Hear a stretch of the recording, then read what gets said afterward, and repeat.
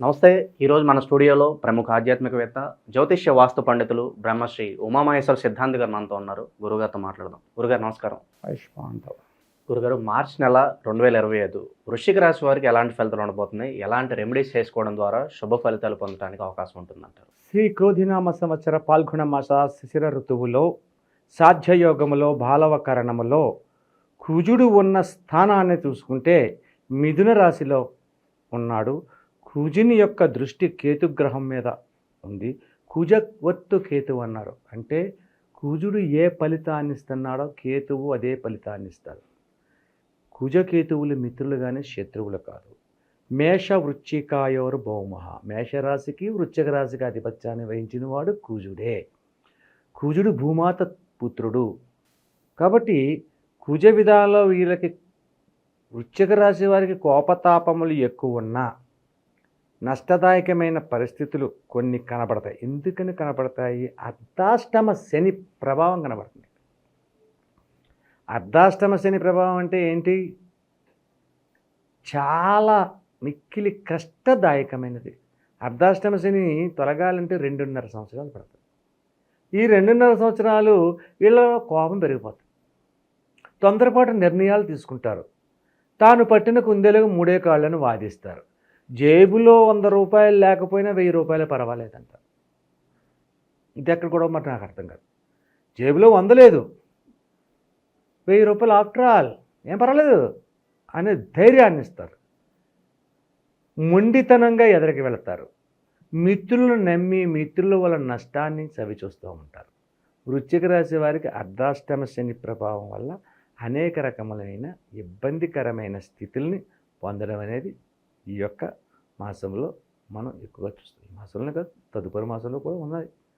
అది తర్వాత సంగతి. మనం ఏమో ఉగాది తర్వాత ఏమన్నా మార్పులు చెందుతారేమో చూద్దాం. ఉన్న గ్రహాలు కూడా మారతాయి కాబట్టి ఆ తర్వాత చెప్పుకోవచ్చు. అయితే ప్రస్తుత కాలం ఉద్యోగ రంగంలో ఉన్న వారికి ఏ రకంగా ఉంది? ఉద్యోగ రంగంలో ఉన్న వారికి భవిష్యత్తు బాగానే ఉంది. కొద్దిగా కష్టమో నష్టమో ఏదో చేసుకున్న పనిని సంపూర్ణంగా పూర్తి చేయగలుగుతున్నారు. అసంపూర్ణంగా వదలట్లేదు, సంపూర్ణంగా పూర్తి చేస్తున్నారు. దాని వలన లాభం వస్తుందా నష్టం వస్తుందా, ఎదుటి వ్యక్తి మెచ్చుకుంటున్నాడా నొచ్చుకుంటున్నాడా అన్నది తర్వాత సంగతిని ఆలోచిస్తున్నారు. వీళ్ళు చేయవలసిన పని చేసిపోతున్నాడు. ఏదో వచ్చినా పర్వాలేదు, మంచి వచ్చినా పర్లేదు, చెడ్డ వచ్చినా పర్లేదు అనుకుంటాడు. కానీ సాధ్యమైనంత వరకు మంచిగా జరుగుతుంది. అంటే కష్టపడి పని చేసిన వ్యక్తికి ఆ కష్టానికి తగిన ఫలితం భగవంతుడు ఇస్తాడు, ఇవ్వకుండా ఉండడు. బొత్తిగా సోమర్తనంగా వస్తే తింటాను లేకపోతే మానేస్తాను అన్నవాడికి ఏది రాదు.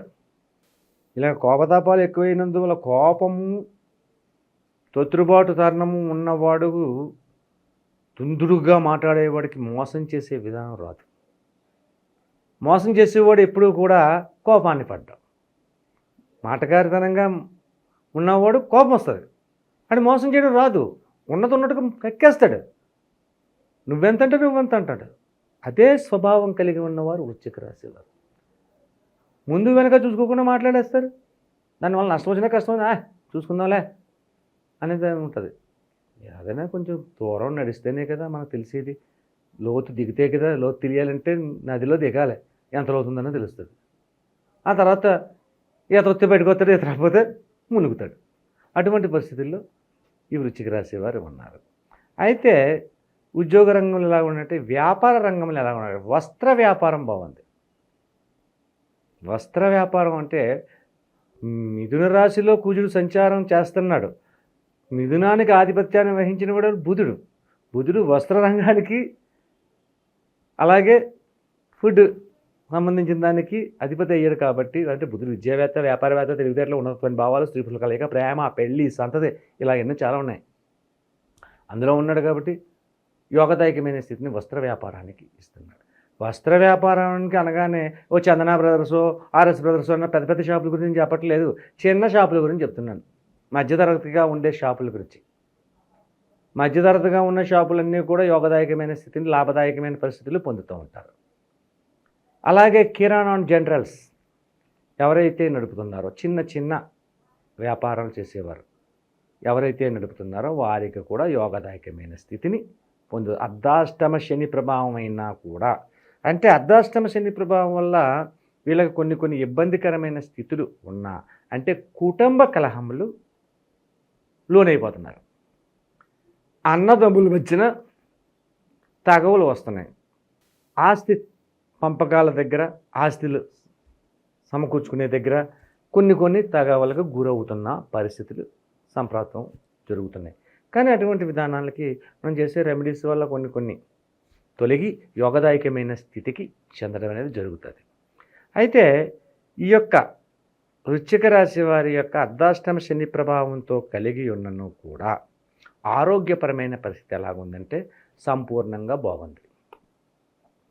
అత్యధికమైన అనారోగ్యానికి గురైపోతున్నారండి. అయ్య బాబోయ్, ఓహో 4 రోజులు 15 రోజులు హాస్పిటల్ పాలు అయిపోయారండి అటువంటివి రావు. ఏదో తలకాయ నొప్పులాడితో కాళ్ళ నొప్పులో మెడ బెణికిందనో ఇటువంటివే ఉంటాయి తప్ప అధికమైనటువంటి నష్టదాయకమైనటువంటిది, కష్టదాయకమైనటువంటి అనారోగ్యములు వీరికి దరిచారు.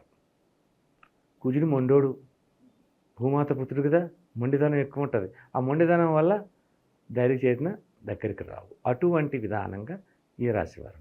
అలాగే ఈ రాశి వారిలో విదేశ గమనాలు చేయాలి అనుకున్న వారు ఎవరైతే ఉన్నారో నిర్మోహమాటంగా ఆలోచనాపరం ఇంకొక వ్యక్తిని అడగకండి. మీరు వెళ్ళి నేను ఇలాగ కెనడా వెళ్దాం అనుకుంటున్నాను, కెనడాకి వెళ్తే అరే ఎలా ఉంటుందిరా, వెళ్ళమంటావా వద్దంటావా అని అడగకండి. వాడు మిమ్మల్ని వెళ్ళలేవడో, ఆడు వెళ్ళబోతున్నాడు కాబట్టి మీరు చెప్తే నువ్వు వెళ్ళొద్దంటాడు.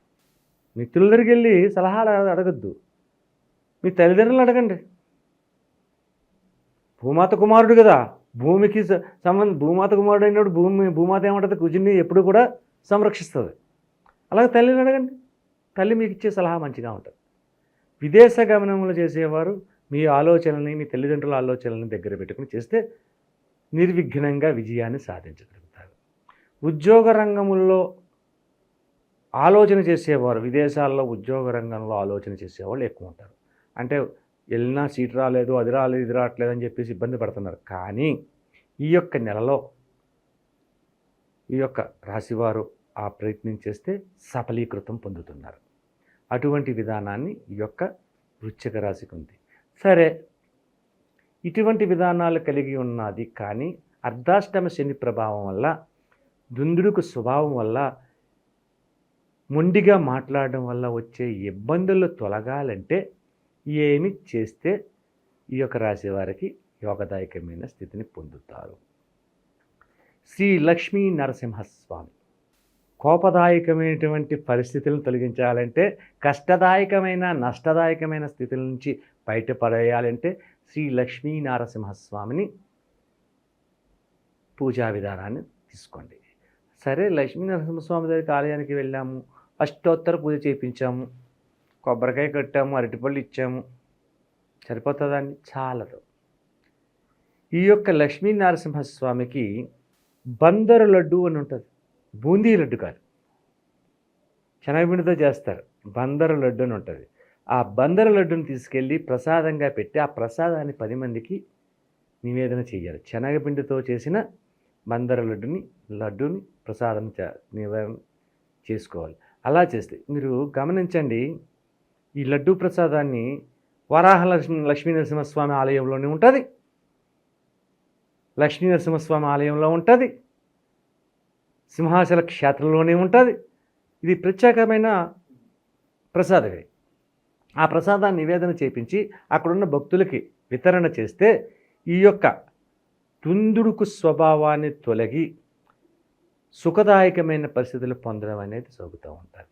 అలాగే ఈ వృశ్చిక రాశి వారికి ఇంట్లో ఉన్న పెళ్ళి కాని వారికి గురించి ఈ యొక్క మాసం యందు ప్రయత్నంలో చేస్తే నిర్విఘ్నంగా సాగడము, ఎదరికి వెళ్ళడం అనేది జరుగుతుంది. శుభదాయకమైన ఫలితములు పొందగలుగుతారు. మార్చి నెలలో వృశ్చిక రాశి వారికి ఎలాంటి ఫలితాలు ఉంటాయి, ఎలాంటి రెమెడీస్ చేసుకోవాలి, మీ మాటలో చాలా చక్కగా వివరించారు గురుగారు. ధన్యవాదాలు. ఆయుష్మాన్ భవ.